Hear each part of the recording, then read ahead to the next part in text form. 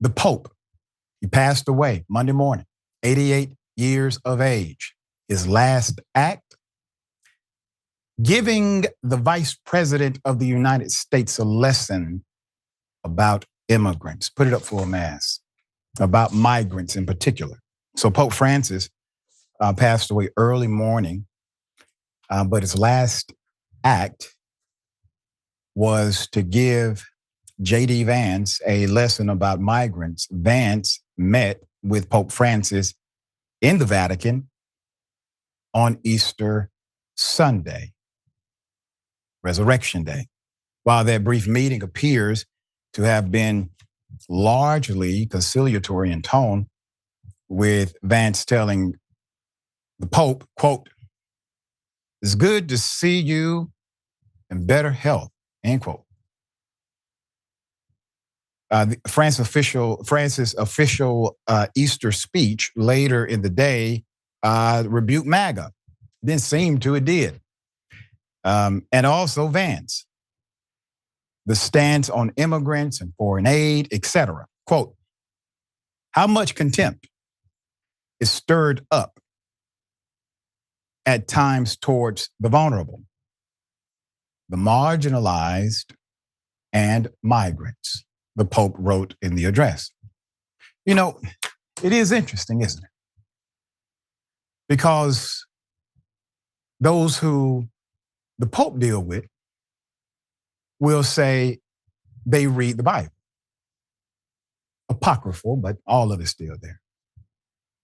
And then the folks that JD deals with, they proclaim they too read that same Bible. As a matter of fact, they believe in the same Redeemer, Messiah, Christ. But in application, the folk in America that follow MAGA seem to do it quite differently than others. We'll get into it. So the Pope gave a brief greeting to the crowd before another surrogate Archbishop Ravelli read aloud the actual speech. So the address read, quote, "How much contempt is stirred up at times towards the vulnerable, the marginalized, and migrants." The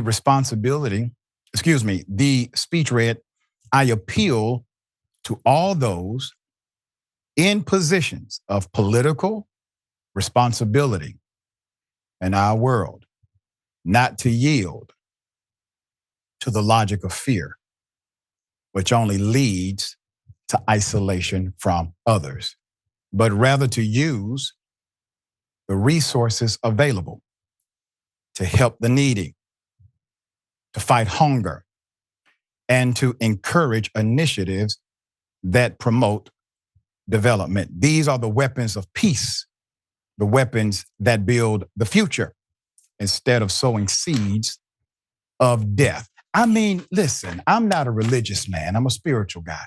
But damn, that sounds like stuff that Yahshua, Jesus Christ, actually said and did. Remember, he stopped preaching to feed the multitude because he perceived they were hungry. That's a soup kitchen.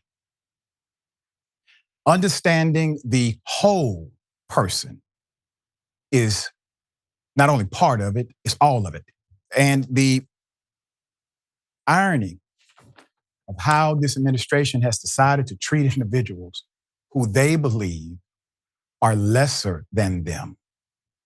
They're only showing themselves to be small. The Daily Beast reported that on Saturday, the Pope did not attend the Vatican's official meeting with Vance, instead having Cardinal Parolin deliver a lecture on compassion. The Vatican released a statement saying that the meeting included, quote, "an exchange of opinions on the international situation, especially regarding countries affected by war, political tensions, and difficult humanitarian situations. Specific attention to migrants, refugees, and prisoners, the people that Trump, Vance, and MAGA especially do not care about." A statement from the vice president or his office about the discussion omitted the topic of migration, saying Vance discussed, quote, the plight of persecuted Christian communities around the world. And President Donald Trump's, quote, commitment to restoring world peace. You don't have enough Christians in the world for that. If you're only concerned about saving individuals that may proclaim your faith, you don't have enough of them to achieve world peace. You got to work with everybody. After skipping the official meeting, Pope Francis and JD Vance met Sunday during a brief interaction. The Pope has been open about his disapproval of Trump's anti-immigrant agenda and mass deportation operation, in which international students who have exercised their free speech abilities, as well as immigrants and asylum seekers, have been detained in recent weeks.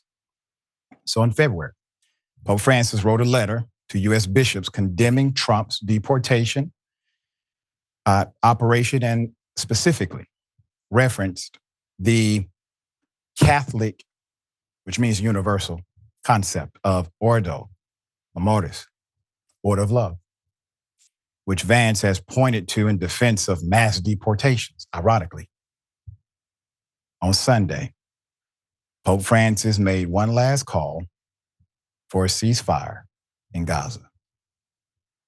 Quote, this is cruelty.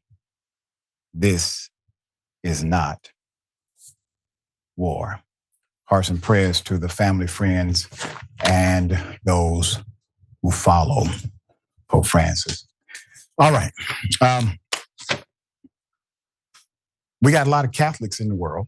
A lot of folk claim they're Christian. A lot of individuals who listen to the Pope in the world. The administration has managed to offend virtually every demographic I can think of except racist white men. That is the reality of now. Jackson, thoughts? But really in terms of how the evangelical right wing in this country treats religion is kind of similar to the way that the Roman state treated religion, and that the gods represented the goods of the state. And so God represents the good of the American state, and everything that advances the United States also advances God's word. This is nothing new. People have been doing this ever since civilization has been a thing, and likely before that, in terms of how we come together through collective ideas. How else could we get people to sacrifice hours and hours out of their day to build these monumental structures, unless we all thought that it was to the glory of some kingdom or whatever it may be throughout time. That's the same way that Republicans treat Christianity. It's just a way to advance the American agenda. And so, of course, the Pope had something real to say about migrants and empathy and compassion, because that's not what evangelical Christianity, at least in this country as it pertains to the political movement, that's just not what it's about. It's about power. It's about dominance. It's about authority. And it's really not any deeper than that. Yeah, it's politics, as usual. And I'm reminded of my personal journey. Increase my consciousness, increase my conscious awareness, and attempt to do good to those that you meet. Real simple. That's it. These individuals have managed to actually go to the opposite side and do real evil, actual negative to human beings. All right. No updates, I promise you, because Trump and Vance don't give a damn.